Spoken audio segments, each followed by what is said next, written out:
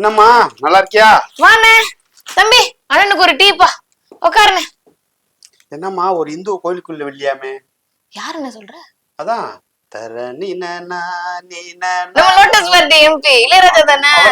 ஸ்ரீவில்லிபுத்தூர் கோயிலுக்குள்ள உள்ளே அண்ணா அவரோட நிகழ்ச்சிக்கு அவரை கூப்பிட்டு இருந்தாங்க. அவரோட பாடல் தான் அங்க வெளியிட்டு இருந்தாங்க.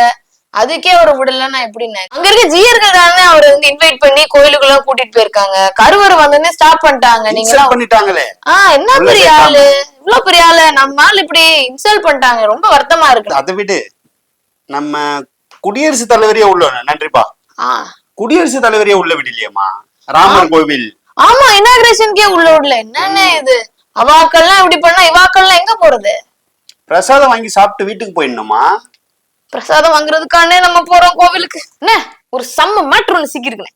மேட்ரா? நீ நினைக்கிற மேட்டர்ல நான் நீதிமான குறிச்சு பேச வந்திருக்கேன். கேரளா மார்டின் அவரேதான் ரீசெண்டா புத்தக வெளியீட்டு விழா நடந்துச்சுல்ல, அம்பேத்கர் நூல் வெளியீட்டு தளபதி கூட போயிருந்தாருனே. எந்த தளபதி? இவரா? இவரே லைக் பண்ணுனே. இவருதான் ரீசெண்டா அந்த புத்தக வெளியீட்டு விழால கூட விசிகாவோட துணை பொதுச் செயலாளர் இருந்தவரு பேசினாருல்ல. அதாவது மன்னராட்சி ஒழிக, மன்னராட்சி இனிமே இருக்காது, 2026 தேர்தல்ல மன்னராட்சி சுத்தமா மக்கள் வந்து வெறுத்து ஒதுக்கிடுவாங்க அப்படின்ற மாதிரி எல்லாம் சொன்னாரா. அது மட்டும் இல்லாம 2000 கோடி பிசினஸ் நடக்கிறதையே விட்டுட்டு ஒருத்தர் இங்க வந்து அரசியலுக்காக மக்களுக்காக சேவை செய்ய வந்திருக்கிறாரு அப்படின்னு அவர் புகழ்ந்து பேச, இதோட விளைவா என்ன ஆச்சு அப்படின்னா 6 மாச கால இடைநீக்கம். இவ்வளவு பேச்சு பேசினா இடைநீக்கம் தானே பண்ணுவாங்க. அதத்தான் கட்சியில சொன்னாங்க. இவர் கொஞ்ச காலமாவே இப்படிதான்பா பேசிக்கிட்டு இருக்காரு, இவருக்கும் கட்சிக்கும் சம்பந்தம் இல்லை அப்படின்னு 6 மாச கால இடைநீக்கம்னு போட்டாங்க. அதுக்கு பதிலா ஒரு ட்வீட்டும் போட்டிருந்தாரு. 1000 கைகள் மறைந்தாலும் ஆதவன் மறைவதில்லை அப்படின்னு சொல்லிட்டு ஒரு ட்வீட்டையும் போட்டிருந்தாரு. அதையும் சொன்னாரு, மன்னராட்சியும் சொன்னாரு.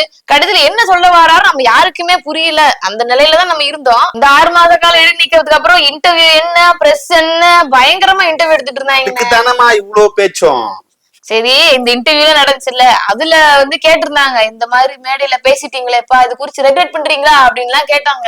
அது குறிச்சு இத குறிச்சு எல்லாம் நான் ரெக்ரெட் பண்ணுவேன். எனக்கு என்ன தோணுச்சோ நான் பேசினேன் அப்படின்னா அவர் சொல்லிட்டு இருந்தாரு.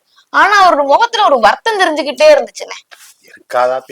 அதுல ஒருத்தர் என்ன சொல்லிட்டாங்க அப்படின்னா, அந்த ஆளுக்கு அறிவில்லையா? நில்லு தம்பி, அந்த சின்ன டப்பா ஓரமாவை சொல்லுமா தம்பி. நான் சொல்றேன் ஒத்தியப்பா, என்னதான் வருத்தம் இல்லைன்னு சொன்னாலும் முகத்துல அப்பட்டமா தெரியுதுன்னு அந்த வருத்தப்படுறாரு அப்படின்னு. இதெல்லாம் ஒரு பக்கம் இருக்கட்டும். அடுத்து என்ன சொல்லிருக்காரு அப்படின்னா, சரி நீங்க 6 மாத கால இடைநீக்கம் பண்ணிட்டீங்கல்லப்பா, அந்த டைம்ல நீங்க என்ன பண்ண போறீங்க அப்படின்னு இருப்பாரு. மாமா கூட சேர்ந்து அப்படி இப்படின்ட்டு அதெல்லாம் பண்ணல. லாட்டரி ஓரமாவே அது பண்ணலையா, நான் என்னோட வேலையை நான் செய்ய போறேன் அப்படின்னு சொல்லிடுறாரு. லாட்டரியை பத்தி சொல்லல.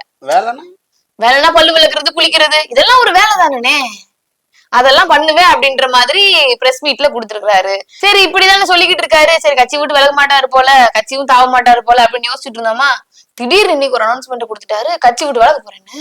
ஏற்கனவே வாய் வச்சுட்டு சும்மா இல்லாம மேடையில பேசுறதுக்கு தான் 6 மாத கால இடைநீக்கம். அதுக்கப்புறம் பிரஸ் மீட் கொடுத்து வாய் சும்மா இல்லாம கட்சி விட்டே நீக்கம். அவரா கட்சியில இருந்து சொன்னாங்களா இல்ல கட்சியில இருந்து சொல்றதுக்கு முன்னாடி நம்மளே எஸ்கேப் ஆயிருவோம் அப்படின்னு முடிவு எடுத்தாரான்னு தெரியல. கட்சியில இருந்து நான் நீக்கிறேப்பா அப்படின்னு சொல்லிட்டாரு. கட்சியில நீங்கிறவர் மட்டும் சொல்லாம இன்னொன்னு என்ன சொல்லிருக்காரு அப்படின்னா, புதிய கட்சி துவங்குவேன் அப்படின்ற மாதிரி ஒரு அனௌன்ஸ்மெண்ட் கொடுத்துருக்காரு. அதுக்கு என்ன பேரா இருக்கும் நீ யோசிக்கிற? அது என்னமோமா லாட்டரி இருக்கும். அப்ப தமிழ்நாட்டுக்கு லாட்டரி வரும்னு சொல்றியா? அத சொல்லல, லாட்டரின்னு நேம் இருக்கும்ன்ற.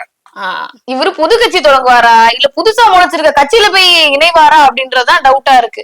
மேபி ஒரு தளபதி கட்சியோட இணைவாரோ. தளபதி எங்க போனோம்னு முடிச்சிட்டு இருக்காரு. அத நான் அப்புறமா சொல்றேன். அப்புறமா சொல்லு.